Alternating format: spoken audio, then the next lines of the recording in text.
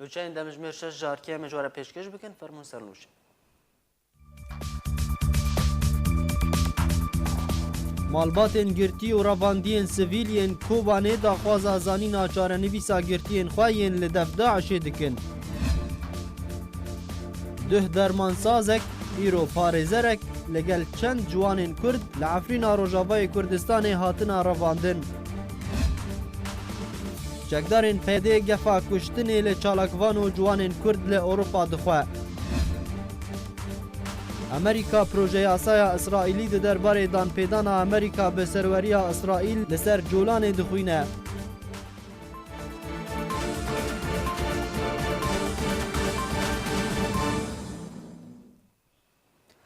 دوباره سلاف مالباتên girtiyên Kobanê li cem Daişê daxwaza diyarkirina çarenivîsa zarokên xwe û serbestberdana wan ji desthilatdarên navçeyê û civaka navdewletî dikin. Malbatên girtiyên Kobanê li cem Daişê bi helmetekê bi navê em girtiyên xwe dixwazin û daxwaza diyarkirina çarenivîs û serbestberdana wan rabûn. Li daxuyaniyekê da dibêjin rêxistina terorîst ya Daişê ya ku beşek ji xaka Sûrî û Iraqê kontrol kiribûn, bi hezaran ji xelkê me kuştin, girtin û ravandin û hevdemê ragihandina hevpeymaniya navdewletî şer li dijî Daişê û piştî nêzîkbûna nemana Daişê ew wekû hilmeta em girtiyên xwe dixwazin bi alîkariya Komelaya Hêzên Sivîliyên Kurdên Sûriyê û malbatên girtiyan daxwaz kirin ku fişarê li ser hêzên leşkerî qesedê hevpeymaniya navdewletî Tirkiye, Rûsya û rejima Esed were kirin ku cihê komkujiyên kesên ku hatine ravandin û girtîgehên wan diyar bikin. Her wiha rêj bû rêxistinên navdewletî û xwecehî yên sivîl were vekirin. Ji bo şopandin û lêkolîn li ser wan dîlan were kirin û gerentîkirina parastina wan rêxistinên navdewletî û yên sivîl yên ku kar li ser wan dîlên Daişê bikin. Her wiha di daxuyaniya hilmetê da hatiye avakirina komîteyeke yasayî û mafperwerî navdewletî ji bo derxistina rastiyan di derbarê çarenivîsa vangirtiyan da û qerebûkirina an got tawîda malbatên wan û sizakirina kesên berpirs di ber revandin û wendabûna wan da. Piştî kontrolkirina Daişê li ser bajarê Reqqayê û piraniya gundewarên wê û navçeya Girêsîpê û beşek jê gundên Kobanî, hejmareke mezin ji xwendekar, mamoste û rêwiyên Kobanî û gundewarê wê bi kemînên cuda cuda ji aliyê Daişê ve hatin ravandin. Heta weke îro çarenivîsa wan nediyar e û tevî ku rêxistina Daişê berbat bû û êdî di qonaxê dawî yê nemana rêxistina Daişê li Sûriye lewma milletê Kurd pirsiyar dikin. Gelo çarenivîsa zarokên wan çi ye? Gelo piştî kontrolkirina Reqqayê ji aliyê Qesedê û Mesedê ve kanî ew girtî. Gelo niha êdî Daeş li dîrezorê jî nemaye. Lê girtiyên Kurdan çarenivîsa wan bû çi? Ev pirsyar û çend pirsyarên din pêdivî bi bersivan heye. û ji hêzên çekdar yên ku deverên Kurdî kontrol dikin, tê xwestin ku bersiva malbatên girtiyan û milletê Kurd bidin. Li Efrîna Rojavayê Kurdistanê parêzereke Kurd ji dadgeha ku tê de kar dike hatiye revandin û li navçeya Şîyê jî ciwanekî 19 salî hatiye revandin û tanha tu agahî û zanyarî li ser wan tunene. Li Efrîna Rojavayê Kurdistanê kiryarên girtin û revandina welatiyan ji aliyê grûpên çekdar ve berdewam e. Piştî ku grûpên çekdar dermansaza Kurd ya bi navê Awaş Samî li gundê Qitmeyê bi ser navçeya Şera ve revand, ji deran eşkere kirin ku parêzer û ciwanekî Kurd jî hatine revandin. Ji derekî taybet ji nava bajarê Efrînê ji arkera ragihand ku pênşema Borî grûpên çekdar parêzer Mihemed Mustafa Bilal ji dadgeha Efrînê revand û berevciheke nediyar vebir û tanha tu zanyarî li ser çarenivîsa wî tunene. Derbarê sedemên revandinê ji derê tekez kir ku parêzarê navborî berevanî di ber dosaya girtiyan û kesên wendayî û revandî de li dadgeha Efrînê ya ku tê de kar dike dikir, lewma hate revandin. Laliyekî din li navçeyê Şîyê ji deran tekez kirin ku ciwanê bi navê Abdullah Mihemed Şewqî yê 19 salî ji aliyê grûpên çekdar ve hate revandin û beref zîndanên Cindirêsê ve hate birin. Li gor jê derên agahdar ku Abdullah Mihemed Şewqî sala Borî 2018 de dîsa hatibû revandin û li hember serbestberdana wî malbatê pere dabûn grûpan da ku serbest were berdan. Her du navborî an ku parêzer Mihemed Mustafa Bilal û ciwanê bi navê Abdullah Mihemed Şewqî xelkê navçeya Şîyê ne û tanha tu agahî û zanyarî li ser wan tunene û weke wan bi sedan ji welatiyên Kurdên Efrînê bê çarenivîsin û hewlên malbata wan berdewama da ku cih û şûnê kurên xwe zanibin û ji zîndanên grûpên çekdar serbest werin berdan.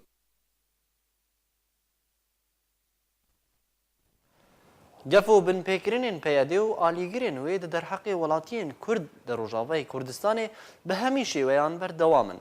û ev demeke peyadê dest bi gefdana dijî medyakar û çalakvanên Rojavayê Kurdistanê yên ku li Ewropa jî dimînin kiriye. Gef û binpêkirinin peyadê û alîgerên wê derheqê welatiyên Kurd li Rojavayê Kurdistanê bi hemî şêweyan berdewam in û ev demeke peyadê dest bi gefdana dijî medyakar û çalakvanên Rojavayê Kurdistanê yên ku li Ewropayê jî dimînin kiriye. Di lêdwaneke taybet de, çalakvanên Kurd yê Rojavayê Kurdistanê Mesûd Ehmed ji Arkêre eşkere kir ku çalakî û weşandinên zindî ku di rûpela xwe ya fermî de derbarê rewşa Rojavayê Kurdistanê encam dide û çalakin û kesayet û rewşenbîrên Kurd ku ji xwe re dike mêvan û têde kiryar û binpêkirinên PYD û PKK li Rojavayê Kurdistanê eşkere dikin û rastiya bûyeran ji xelkê re vedûgihêzin wekû tên rûdan bê ji şêwexistin bûye cihê nerazîbûna PYD û PYD diriya endam û alîgerên xwe li Almanyayê gefan bi kuştinê lê dixwe.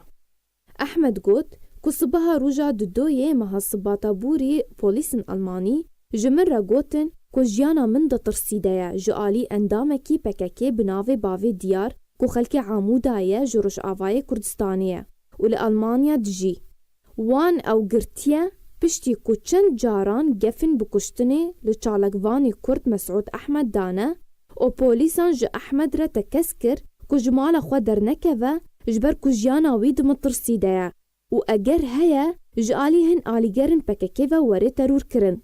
Ehmed serbar kir ku rûja 19 vê mehê jî ew car dî rastîgefan ji aliyê hin kesên din ve ji alîgerên PKK û di nav wan de kesek bi navê Şêrwan Heso û car dî Ehmed giliyê xwe bi nivîsandan û deng li ba polîsên Almanî kir û daxwaza parastinê û dadgehkirina wan kesan kir û niha polîsên Almanî dîvûnê li piyê wan dike. Lê hîn jî gefên alîgerên PKK yên li Almanyayê berdewam in. Ehmed amaje kir ku her çalakvan û kesê ku bûye mêvanê wî di weşandinan de jî tevî ku ne li ser PYD bê, PYD gefan li malbatên mêvanên li nava Rojavayê Kurdistanê dixwe û wan ditirsînê û astangiyan bo wan durust dike. Di dawiyê de çalakvanên Kurd yê Rojavayê Kurdistanê Mesûd Ehmed dibêje em ji Rojavayê Kurdistanê ji ber kiryar û siyaset û binpêkirinên PYD û alîgerên wê reviyane Ewropayê û li vir li Almanyayê jî em wekû ciwanên Kurd bi şêweyekî aştiyane dijbiratiya xwe beramber kiryarên rejîma Esed û PYD didin xuyanî. Lê tabe Ewropayê jî êdî çalakvanên Kurd rastîgef û hewlên kuştin û terûrkirinê ji alî endamên PKK û PYD ve tên û sedema wê jî ji ber ku her dem PYD ji gotina rast û dengê azad de tirse. Beriya demekî jî her yek ji nivîskar û rexnegirî siyasetên PYD Cemal Hemê û medyakar û çalakvanên Kurd yê Efrîna Rojavayê Kurdistanê cinayet dî ku ji ber veguhestina rastî û babetên ku li gel çalakvan û siyasetmedarên rewşenbîr Rojavayê Kurdistanê gengeşe dike, diriya bernameya xwe heftaname rastîgef û gotinên dûrê rewşeta Kurdî ji alî endamên PYD ve hatibûn û metirsî li ser jiyana wan hatibû durustkirin û kesên ku gef li wan xwaribûn hin ji wan ji alî polîsan ve hatine girtin, lê wekû çalakvan dibêjin, PYD hewl dide dengê azad û rastiyê ta li Ewropayê jî dixwaze pêdeng bike. Li bajarokê Baxûziyê ser bi dêra Zûrê ve Yesînorî bi Iraqê re rêxistina terorîsta Daişê komkujiyek di derheqê jinên Kurdên Êzidî de encam daye. Lê parêzgeha dêra Zûrê li bajarokê Baxûz Yesînorî bi Iraqê re rêxistina terorîsta Daişê komkujiyek di derheqê jinên Kurdên Êzidî yên li cem wan encam dan.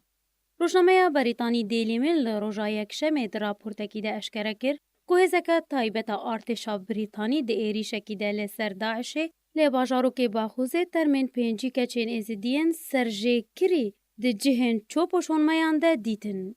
Her wiha di raportê de hatiye ku ew keçên Kurdên Êzidî yên di sala 2014 de ji aliyê Daişê ve di dema êrişkirin lê ser devera Şingalê hatibûn revandin. Li gor raporta Daily Mail, Daeş di demên xwe yên herî dawî de ye. Ji ber wê yekê Daeş serê wan keçên Kurdên Êzidî biriye.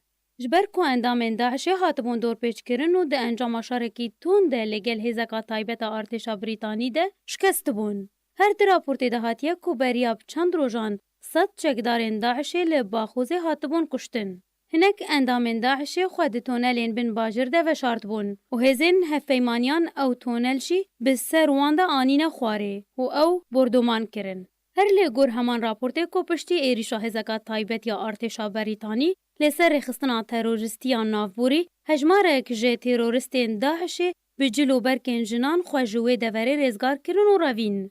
Rêxistina Daişa terorîst di sê tîrmeha sala 2014 de êrîşî devera Şingalê kiribû bi hezaran Kurdên êzidî revandin û kuştin. û ji aliyê xwe ve hikûmeta Herêma Kurdistanê nîvê wan revandiyan rêzgar kiriye. Ew jî piştî hewlên berdewam lê taniha bihtir ji 3000 jinên Kurdên êzidî yên li cem Daişê çarenivîsa wan nediyar e. Ji derên Amerîkî tekez kirin ku Amerîka bilavbûna hêzên Tirkî û hevpeymanên wê li devera aramiya ku biryare were avakirin napejirîne. Piştî mijara avakirina devera aram ketiye di rojevê de, Washington hêzên ku wê li devera aram cihê xwe bigirin eşkere kir. Ji derên Amerîkî tekez kirin ku Amerîka belavbûna hêzên Tirkî û hevpeymanên wê li devera aram yan ku biryara were avakirin napejirîne. Berova jî daxuyaniya ku berdevkê Wezareta Berevaniya Amerîkî Pentagon belav kiriye, derbarî encamên civîna Wezîrê Berevaniya Amerîkî Patrick Shanahan bi hevşanê xwe Tirkî re xilosiya kar ku civîna her du aliyan erênî bû. Ji deran serbar kirin ku Amerîka wê 400 serbazên xwe li Rojavayê Bakurê Sûriyê bihêle, da ku hêla ku di navbera çekdarên Qesedê û artêşa Tirkiyê de ji hev cuda bikin. Herwiha balkişandin ser wêyekê ku Amerîka hêzên ser bi opozisyona Sûrî ve jî li devera aram napejirînin. Ji aliyê xwe ve Sînatorê Amerîkî Lindsey Graham eşkere kir ku plana Serokê Amerîka Donald Trump ew e ku nîzîkî 1000 leşkerên Ewropî li cihê hêzên Amerîkî piştî vekişana wan cih bigirin. Herwiha rojnameya Washington Post jî daxwaz ji Trump kiriye ku gavne beriv Tirkiya ve bavêje di derbarî devera aram de ne Rûsya. Ji aliyê xwe ve Serokê Tirkiye Recep Tayyip Erdogan ragihand ku welatî wî hêvî dike ku bi alîkarî hevpeymanên wan devera aram ava bikin, lê eger hevpeymanên wan ne alîkar bin, wê bi tena xwe devera aram ava bike. Li ser devera aram gelek proje tên pêşkêşkirin. Rûsya dixwaze polîsên xwe yên leşkerî lê belav bike û Tirkiye dixwaze dibin kontrola wê de be û Amerîka dixwaze hêzên Ewropî şûna wê bigire. Lê belê tanha nexşeya dawî ji devera aram re nehatiye dîtin. Ji ber şerê Efrînê piraniya dibistanan rastî rûxandinê hatine û dibistana gundê Çeqlayê Şîyê yek ji wan dibistana ye. Lê bi kar û hemahengiya encûmenên xwecihî û rêxistinên mirovî dubare dibistan li Efrînê hatine avakirin. Li gundê Çeqla encûmena xwecihiya Şîyê dibistana gund ji rêxistina rehme bila hudûd wergirt. Ew jî piştî ku rêxistina navborî bi karê dubare avakirin û çêkirina dibistana gund bi dawî anîbû. Li navçeya Cendêrsê jî tîma nivîzgeha xizmetguzariyên mirovî û hawarçûnê ya xwebexş di encûmena xwecihî ya Cendêrsê de serpereştiya dabeşkirin û bilavkirina alîkariyên mirovî kir. Li gorî encûmena xwecihî ya Cendêrsê ku alîkarî li ser gundê Kura û Remadiya û Keferdellê jêr û feqîran hate bilavkirin û ew alîkarî ji aliyê rêxistina Emîn ve hatibû pêşkêşkirin.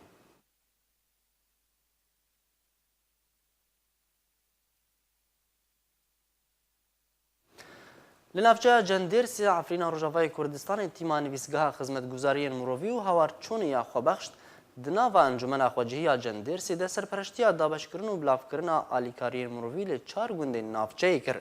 Li gorî encûmena xwecihî ya Cendêrsê ragihandiye ku alîkarî li ser gundê Kura, Remadiye û Keferdellê li ser hejar û feqîran hatiye bilavkirin. Ev dîmenên ku niha hûn dibînin ji çalakiyên heman rêxistina navborî ye.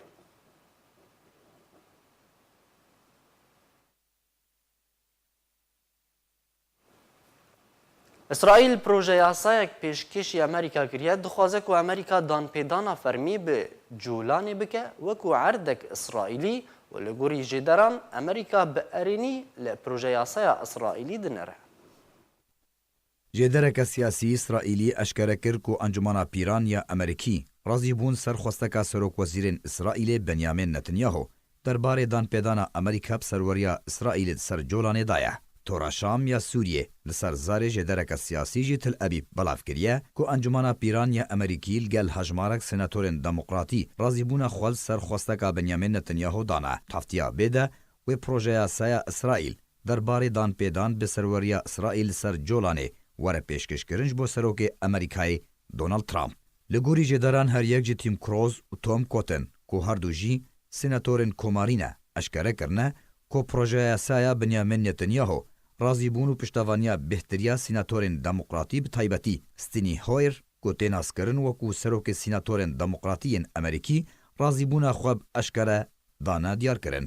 ژاری و خەڤە ڕۆژنامەیە ئیسرائیل هیۆم بەڵاو کردیە کۆ پرۆژە یاسایە کۆ تێ بەحسکردن وێ نەتەنێ گوتن و داخوایانیên لەسەر کاغەزان بە لێبەلێ وێ یاسایەک وەرە دەرکەتن لەسەر خاکێ و وەرە بجیکردن تێدە بە فەرمی دانپێدانا ئەمریکا بە سەروەریە ئیسرائیل لەسەر جۆلانێ وێ وەرە ڕاگەاندن. هەروەها ژێدەران دە هەمان دەمێدە ئەشکەرەکردن گوتانها سەرۆکێ ئەمریکی دۆناڵد ترامپ تو بریار نەستاندیە دەربارەی پرۆژە یاسایە ئیسرائیلێ لێبەلێ بە ئەرێنی لە پرۆژەیە دنەرە.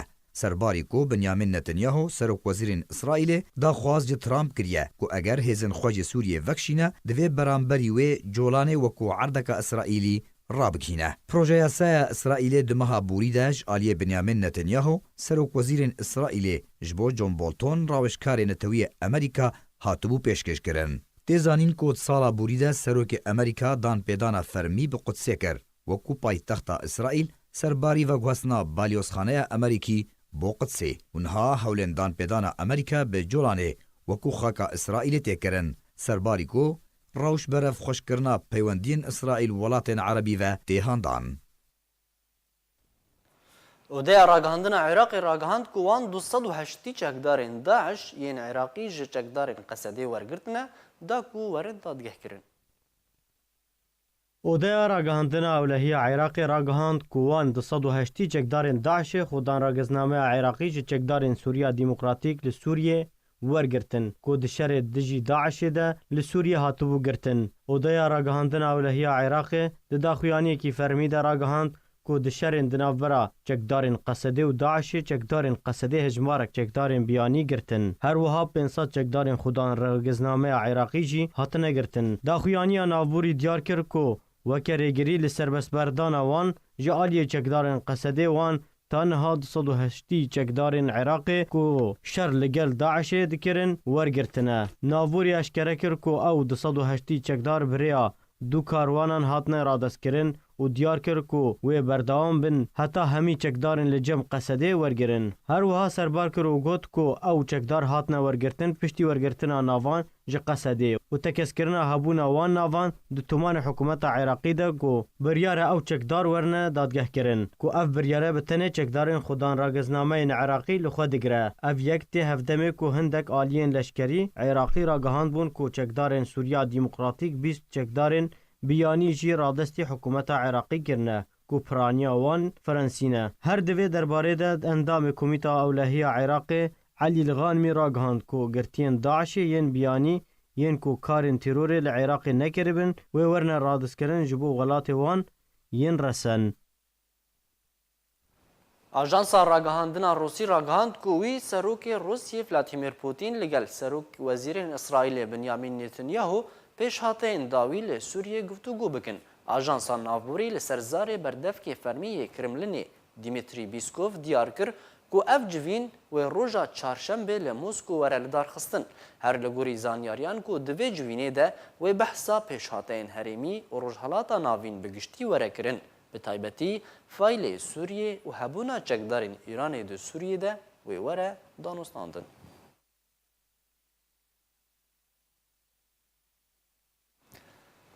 Rejima Esed di girtin û binçavkirina sivîlan de berdewam e. Herî dawî jî helmeteke girtinê li gundewarê Hemsê encam daye û hejmarek ji welatiyan hatine girtin. لگوری کو علابین راگهاندنی بلاف کرنه کو ایرو اولهیا لشکری یا سر برژیما اسد و هلمت گرتنی برفره لگوندواری پارزگاه حمسه انجام دایه و زیدتر جه 40 سیویلی هاتیه گرتن.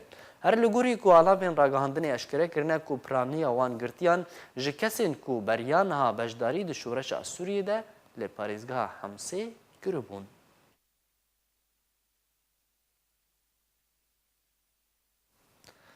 بنگاه التنف یا امریکی بنگاه هری گرنگش بو امریکا ده سوری ده و آرمانجا امریکا یا سرکاج بنگاه تنف او ریگرتن دبر هبونا ایران ده سوریه ده بکه.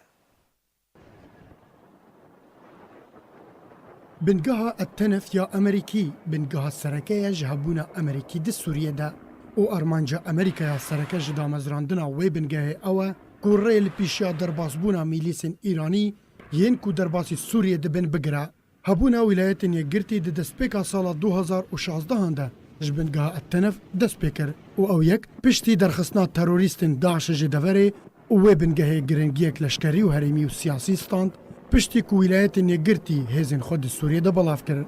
بنگاه التنف لروجهلات پارزگاه حمسه دکوه و او بنگاه بتنیه کو لدروی دورین روجهلاتی فرات دکوه و چکدارین اپوزیسیون سوری تیده لگل لشکرین امریکی تینا بلاف کرن. ایران جعالی خواه هست بگفاوی بنگاه بشیوه کی جدی کر که مترسیه لسر هبونا میلیسی و چکدارین ایرانی ده سوریه ددکه و او مترسیه ایرانی هات پشتی که هیزن امریکی کاروانک جمیلیسن ایرانی لنیزی بنگاه ارماچ کر و ده انجامه ده بدهان چکدارین ایرانی کشتی و بریندار کتن دناوان ده ریوبرین ایرانی هبون. دوی دمه ده لگوری روزنامه واشنطن پوست یا امریکی کل سر زاره هن برپرسن امریکی که ولایتین یگرتین امریکی جبنگاه التنف ناهی وکشاندن تا چکدار و میلیسین ایرانی ج سوریه بگشتی ورن درخستن. گرنگی بنگاه التنف لسر دیموغرافیا سوریه و جبو امریکا. گرنگترین درگاه هفسینورد ناورا سوریه و عراق ده سرپرشتی ریاض ناورا بغداد و دمشق ده دکه. دگولان 2015 هنده چکدارین رژیم جهات وکشاندن و داعش او کنترل کرد. ده ادار 2016 هنده اپوزیسیون سوری داعش جناف بر.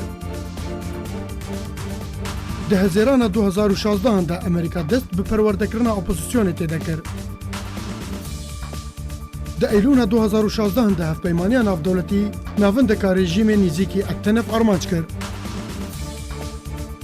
دگولان 2017 هنده هف پیمانی ناف دولتی کاروانه که ایرانی نیزیکی التنف ارمانچ کرد. پشتی بریار سروک امریکی دونالد ترامپ درباری وکشانه هیزن امریکی ج سوریه گلک داخویانی درباری ویه که هاتن خویا کرن و یا هری داوی جی بریار امریکی درباری هشنا 400 لشکرین امریکی د سوریه ده پشتی وکشانه و 200 جوان لشکران و ده بنگاه التنف ده بمینن. برزانی عدنان جوینک دنافبرا نتوین یگرتی و رژیما سوریه به آماده بونا روسیه و شاندک جه خلکین کامپا رکبان جبو وکرنا ریکی جبو درکتنا سویلان جه کامپه هاتی انجامدان لیبلی نگهشتنه تو انجامان.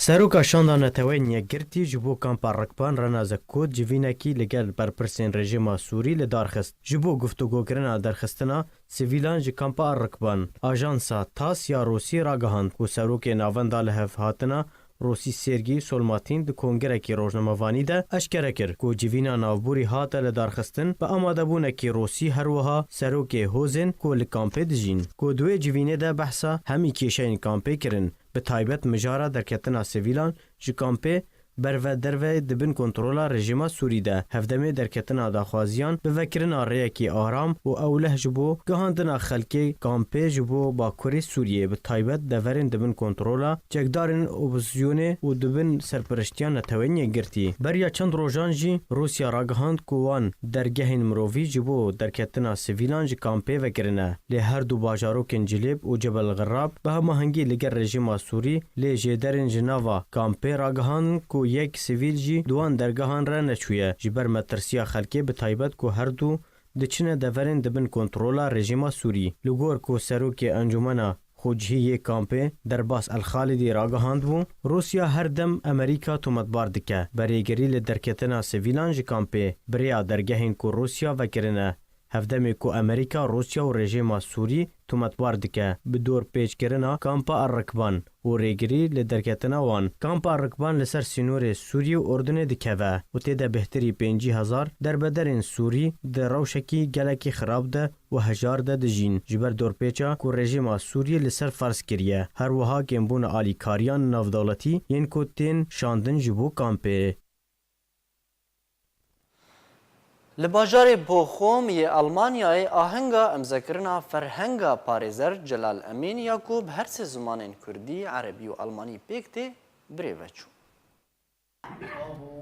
پارێزەرێکی کوردێ ڕۆژئاوای کوردستانê ferhengek bi sê zimana derxist bi helkefta roja cîhanî ya zimanê dayîkê roja şemiyê li bajarê Bochum ya Almanyayê ahenga îmzekirina ferhenga parêzer Cemîl Emîn ji aliyê rêxistina ronak û rêxistina avoya Almanî birêveçû û duê ahengê de hejmarek kesayetên siyasetmedar û rewşenbîr û nivîskar û helbestvanên Kurdên Rojavayê Kurdistanê bejdar bûn. Parêzer Celal Emîn ferhenga xwe bi her sê zimanên Kurdî, Erebî û Almanî li Berlîna paytexta Almanyayê derxist. Navborî ew ferhenga xwe ya ku peyv û gotinên yasayî li xwe digire di salên borî de bi her du zimanên Kurdî û Erebî çap kirbû û niha careka din çap kir piştî ku zimanê Almanî jî li serbar kir. Parêzer Celal ji dayîkbûyê bajarê Dirbêsiyê ye. Sala 1971 ji dayîk bûye. Ev 5 salê wî ne li Berlînê Almanyayê dijî. Di Kolîja Yasayî de di zanîngeha Helebê de sala 1994 bi destxwe aniye û niha wek parêzer û rawêjkarê yasayî kar dike.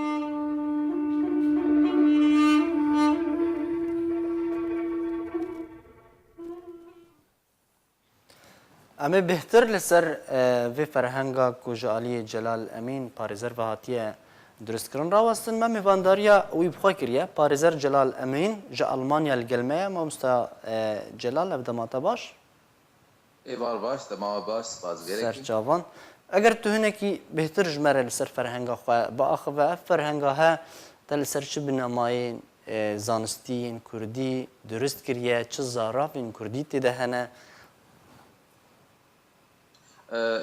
دما خوش و دما کسی تماشوان جی خوش به براستی فرهنگ جی سالا نوت و سیاد من دست بکم کرنا پیوین یاسایی دکر تایبتی زراوی بهدینی بو کرمانجی بو پیویل اجبر کو پیوستیا گلک گوتنا دبو گلک جی گوتن سورانی تبکره دست پی که بهتر فرهنگ گرینگ بوش کسی پارێزەر و کسی ورگیر آره لبری الالمانی روش گلکی هاتی کو هرتن جبر کو کسین مافی پنابریه استاندن یا رونشتن الالمانیا روزانه جوار نامتین جوار فاکستین بزمانی یاسایی آلمانی جبر کو تکیلیا کسی الالمانیا به دولت روزانه جبر میدید کو فرهنگ پیوستیای هی همو کسی دانشمند لالمانیا جبر بیتوستی زمانی مگلک اشتن سرباری ویکرن یا جمله کده کرن پیون آلمانی هبون یاجی ادارنی آلمانی هبون لجمع تنهی الروبلات اواناجی متفکریه و مبسی الگور سی الفابتا ریس کرن جا پیدس پیده که آلمانی کردی عربی جنیوی کردی عربی آلمانی جراست عربی کردی آلمانی بله باشه جدرین تا ین دست و اینا نوان گوتنین کردی وکو ببا فرهنگ جدرین تا چی بون؟ براستی دستپیک بلکی جدرگو هری گرینگ بو فرهنگا مستانوری طالبانی بو رجب صورانی بو لبر گلک فرهنگی کردی هبون وک علی سیدو گورانی محمد جمیل سیدا الهدی الحمیدیه بحلاب ناب هالبستواني كرد وك مينا ملاي جزيري قوتنا كي وكي دادر سوداد بكار تاني يعني قوتني يا صحيح حياد والاد هبو وجبلي وصاجي قلك روجنامه اي كيفن جريات ذهبون روجنامه كرمانجي كل فرنسا دركات وصاجي مش فرهنجين تركي جبر تركي داخل تركي الماني الماني عربي فرنسي وساجيش دفي بابيرام قالك قوتن قرتن واكسي يقول هرب حدورا حلبي كوباني عفريني جزيره دما کو پسپورên Kurd ji her parçekî yan ji her deverekî Kurdistanî ferhengekî durist dike bêhtir eger em niha bêjin kesekî ji xelkê Hewlêrê yan jê Silêmaniyê yan jê devereke dî ferhengekî Kurdî çêke tu dibîne ku bêhtir zaravên xwe bikartîne. Aya te jî ev babeteha yanî zaravên bêhtir Kurdên Rojavayê Kurdistanê bikar aniye yan jê zimanê standarî Kurdî ye.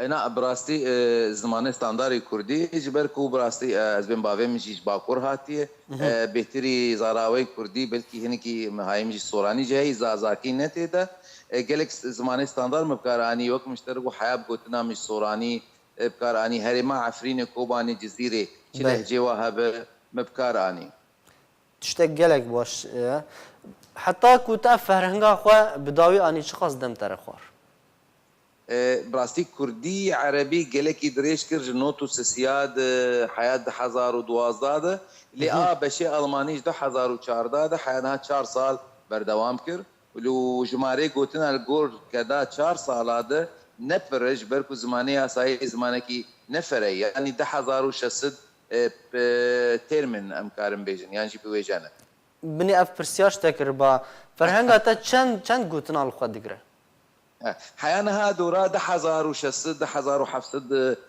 بيفن سيجاره هاتن دوباره كرن يعني دورا 7000 بيفن ليبلي نهر تشت جبركم متشتن هن كرتي داني يعني امبيجن دادگاها کارگریه یا دوی کارگاها کارگریه یا بالا یا بلند وانا هر یک تیج مارتن پی وقت ام مجارك داني جبو دوباره نبه ये लेबल فرهنگی اسایی برنگی کی کلمپری نفرنه یعنی ناگن 7000 6000 9000 گوتن چه فرنسی به چه ترکی به چه انگلیسی گلک سپاس پاریزر جلال امین گلک سپاس بو بجدار بونانتل گلمه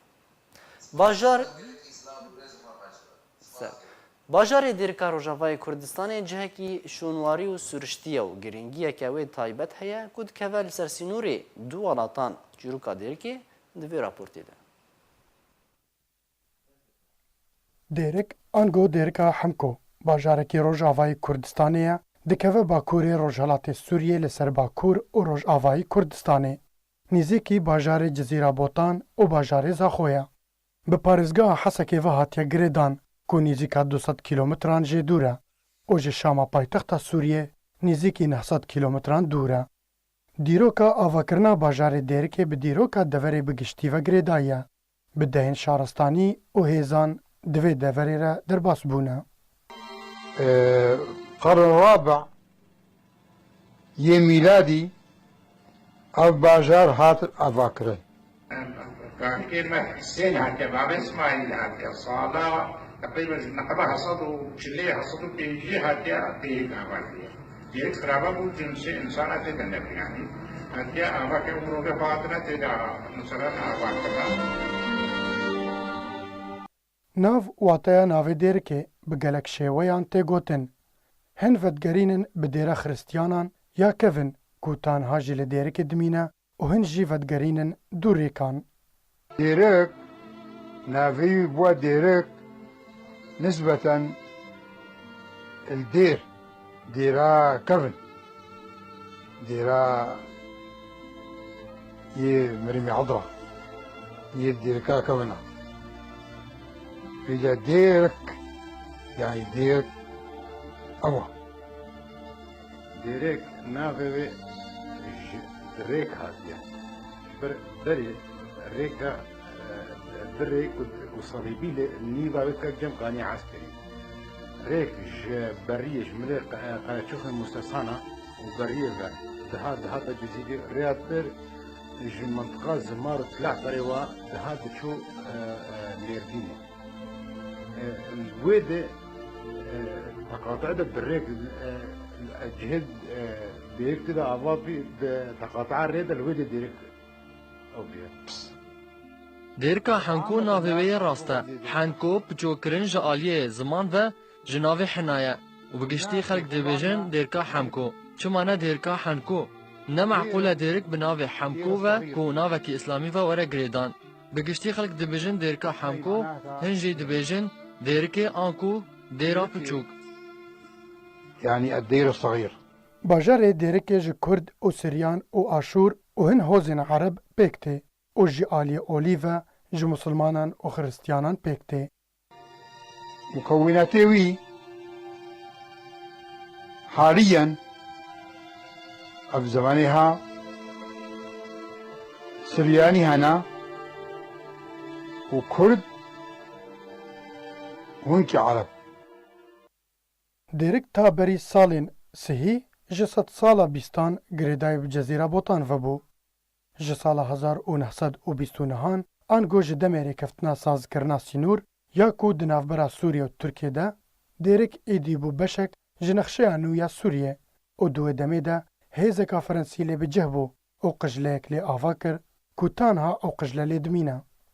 Di wextê Fransa hatî vêde, طبعا فرنسا ند وقت سوری ده هاته وده 1990 كانت سوري ده بس 1920 نهي ج دمر قاقو باب الحديد وفردها ديريك منطقه ديريك 20 نهي ده تبي جمهوريه سوري.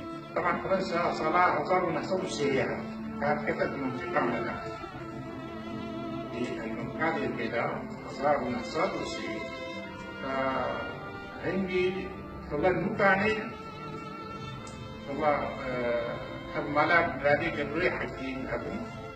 Taweke îro jî zeviyên Dêrikê di navbera malbata Abdulganî û dêra xiristiyanî de dabeşkirîne ku beşek ji Siyan ya malbata Abdulganiya û du beş ji Siyan yê dêrê ne ew jî ku ji aliyê Rizqalla Anton ve berî koça xwe ya dawî bike ji bo dêrê hatibû diyarî kirin. Rizqalla Anton kêkebûnî dikir. Rizqalla Anton. وصلاة أنطون أساس مراخ بدي ما بدي حجي وده ما بدي فرشمة زي فرشمة حجي كتب المردي حجي زاني برا برين شواري مالاوي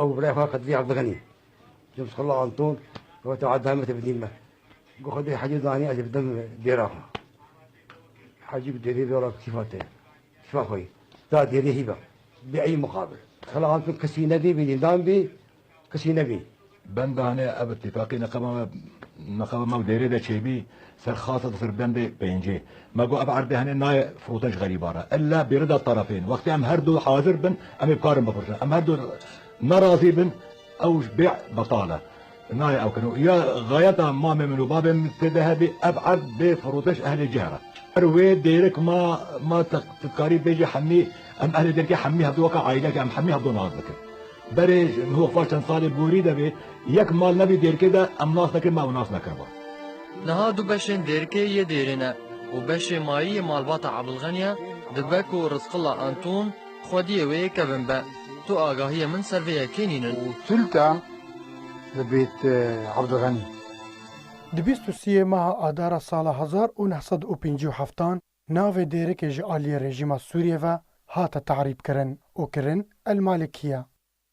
Derdora 305 gund û bajarokan bi Dêrikê ve girêdayîne.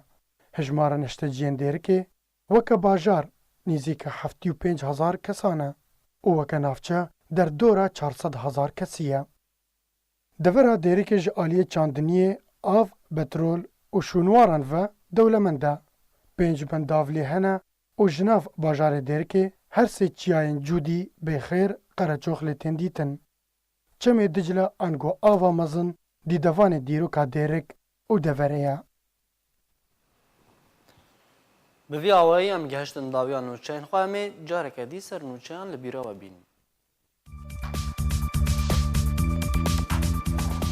Malbatên girtî û ravandiyên sivîliyên Kobanê daxwaza zanîna çarenivîsa girtiyên xwe yên li dev Daişê dikin.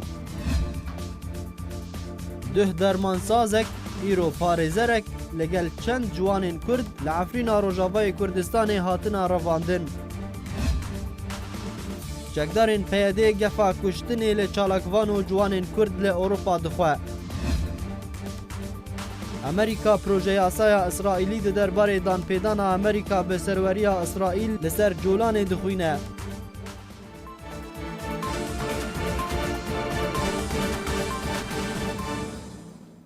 Bimînin xweşiyê de.